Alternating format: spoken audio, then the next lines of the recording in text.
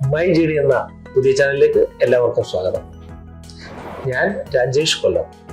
Dream it, do it, achieve it. സീറോയിൽ തുടങ്ങി സ്വയം കഴിവ് തെളിയിച്ച് ബിസിനസ് സംരംഭകരായിട്ടുള്ള ചില വ്യക്തികളെ പരിചയപ്പെടുത്തുകയാണ് മൈ ജേണിയിലൂടെ.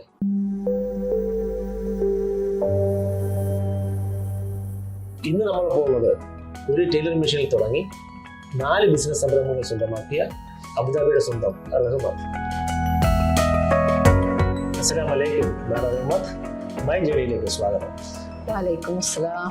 എങ്ങനെയാണ് മാഡം റഹ്മത്ത് ഈ ഒരു ബിസിനസ് സംരംഭത്തിലേക്ക് വരുന്നത് ആദ്യമായിട്ട് അബുദാബിയിൽ?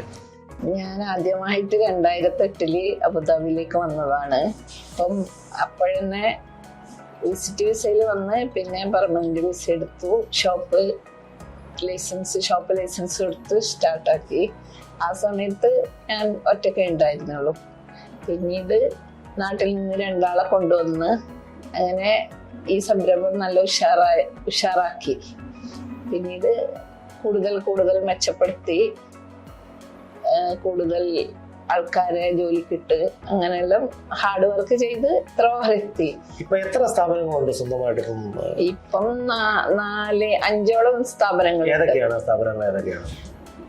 ടൈലറിംഗ് യൂണിറ്റ്, 2 ലൗണ്ടറി, ഒരു സലൂണ്.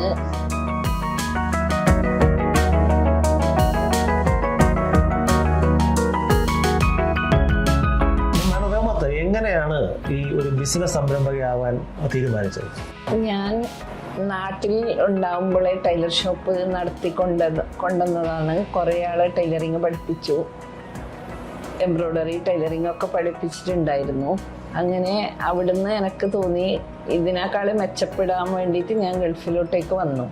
ഗൾഫിൽ വന്നിട്ട് ഞാൻ ടൈലറിങ് ഷോപ്പ് ഒരു മെഷീൻ വെച്ചിട്ട് ഫസ്റ്റ് ഒരു ചെറുതായി ഒരു ഷോപ്പ് തുടങ്ങി.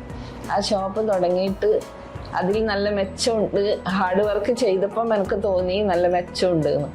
ഞാൻ രാവിലെ വന്ന് രാത്രി വരെ ജോലി ചെയ്യും. അങ്ങനെ കുറേ നാൾ കഴിഞ്ഞപ്പം കുറച്ചും കൂടിയും മെച്ചം പണിയെല്ലാം പിടിക്കാൻ എനിക്ക് കുറച്ച് ഭാഷയെല്ലാം പഠിച്ച്. ഞാൻ വരുന്ന സമയത്ത് എനിക്കൊന്നും അറിയില്ല, ഭാഷകളൊന്നും പഠിച്ചിട്ടില്ല. ചെറുതായി ഹിന്ദി സംസാരിക്കുന്നേ ഉള്ളൂ. ഇപ്പം ഇവിടെ വന്നിട്ട് ഭാഷകളൊക്കെ പഠിച്ചു. അപ്പം എനിക്ക് തോന്നി കുറച്ചും കൂടി മെച്ചപ്പെടുത്താൻ പറ്റുന്നില്ലെങ്കിൽ ഞാൻ നാട്ടിൽ നിന്ന് 2 ടൈലറെ ഇങ്ങോട്ട് കൊണ്ടുവന്നു. അങ്ങനെ കുറച്ച് മെച്ചമായിട്ടാകുമ്പം ഞാൻ അതിൻ്റെ കൂടെ ഒരു എംബ്രോയ്ഡറി മെഷീനൊക്കെ വെച്ച് അടുത്ത കുറേ കമ്പനികളെല്ലാം ഓർഡർ പിടിക്കാൻ ഞാൻ തന്നെ പോയി.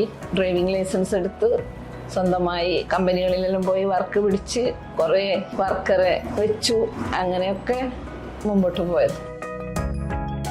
അപ്പൊ ഇപ്പോൾ 15-ൽ പരം തൊഴിലാളികളും 5-ൽ പരം ബിസിനസ് സ്ഥാപനങ്ങളും ഉണ്ട്. ഓക്കെ, ഇനി എന്താണ് മാഡം റഹ്മത്ത് അടുത്ത ബിസിനസ് എന്താണ് ഡ്രീമായിട്ട് കാണുന്ന കാര്യം? ഇനി അങ്ങോട്ടുള്ള ചിന്ത എന്ന് വിചാരിച്ചാൽ ഞാൻ എൻ്റെ ഈ യൂണിറ്റ് തന്നെ കുറച്ചും കൂടി വിപുലീകരിച്ച് കുറച്ചും കൂടി തൊഴിലാളികളെ വെച്ച് കുറച്ചും കൂടി കമ്പനികൾ കവർ ചെയ്യണം, ജോലി നൽകണം. അപ്പം അവരുടെ ഫാമിലിയും കുറച്ച് ഉഷാറാവുമല്ലോ.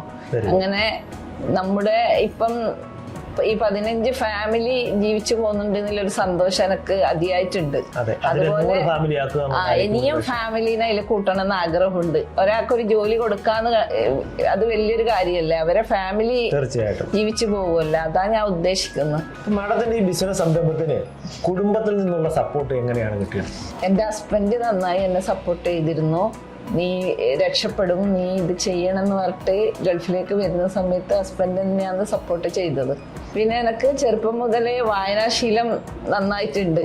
ഞാൻ വീട്ടിൽ നിന്നുള്ള ഒരു തുണ്ട് കടലാസ്, സാധനം പൊതിഞ്ഞു വന്ന തുണ്ട് കടലാസ് കിട്ടിയാൽ പോലും ഞാൻ വായിക്കും.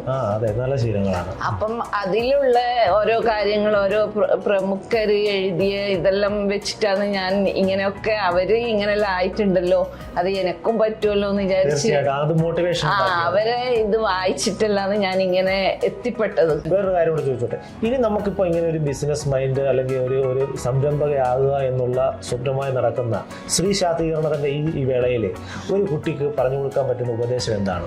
എനിക്ക് പറഞ്ഞു കൊടുക്കാന്നുള്ളത്, സ്ത്രീകൾ ചിന്തിക്കും നമ്മളെ കൊണ്ടൊന്നും കഴിയൂല, ആണുങ്ങളെ കൊണ്ട് എല്ലാം കഴിയുന്നു. അതൊരിക്കലുമല്ല. അതിനുത്തമ ഉദാഹരണം ഞാനാണ്.